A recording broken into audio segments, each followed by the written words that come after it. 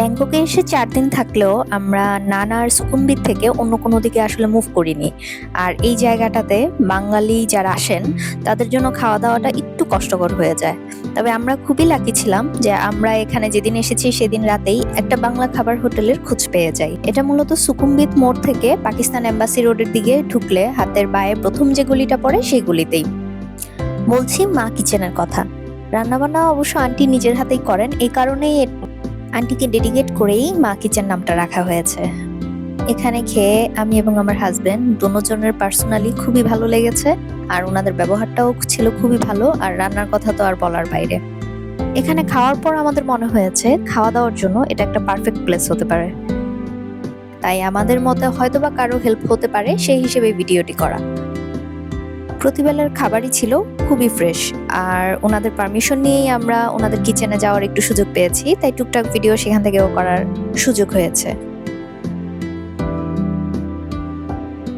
পাকিস্তান এম্বাসির আশেপাশে আরো কয়েকটা বাংলা হোটেল থাকলেও সেখানে দেখে এসে আমরা এখানে খাওয়ার পর যেটা মনে হলো, অন্যান্য হোটেলগুলোর তুলনায় দাম এবং টেস্ট অনুযায়ী এখানে কোয়ান্টিটিও ছিল গুড এনাফ।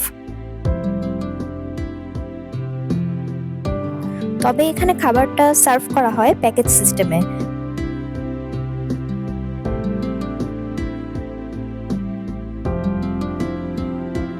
প্যাকেজের ভিতর মাছ অথবা মাংস যে কোনো একটা, আর সাথে হচ্ছে ভর্তা, ভাজি, ডাল সবগুলো আইটেমই ইনক্লুডেড। দাম অনুযায়ী প্যাকেজটা দেখে আমার কাছে এটা খুব ভালো একটা ডিল মনে হয়েছে।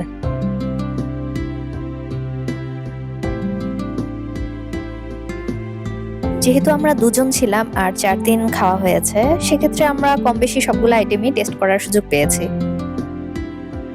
স্পেশালি ওনাদের ডালটা আমার খুবই পছন্দের ছিল। আর ভর্তার আইটেমগুলো এক এক দিন যেহেতু এক একটা ভর্তা ট্রাই করা হয়েছে, কম বেশি সবগুলো ভর্তার আইটেমই আমার খুবই মজা লেগেছে। দেশের বাইরে থাকলেও দেশে নিজের বাসায় বসে ভর্তা খাওয়ার যে ফিলটা আমি সেটা পেয়েছি। মা কিচেন বলে কথা, টেস্ট তো পাওয়ারই ছিল। লাঞ্চ কিংবা ডিনারের পাশাপাশি আপনি চাইলে এখানে সকালে ব্রেকফাস্টও করতে পারেন। আর মজার ব্যাপার হচ্ছে এখানে পরোটার পাশাপাশি হাতে বানানো আটার রুটিও বিক্রি করা হয়, আন্টি নিজেই এটা করে থাকেন। আর এর সাথে ডিম কিংবা ভাজি যে কোনো আইটেম আপনারা নিতে পারবেন পছন্দ মতো।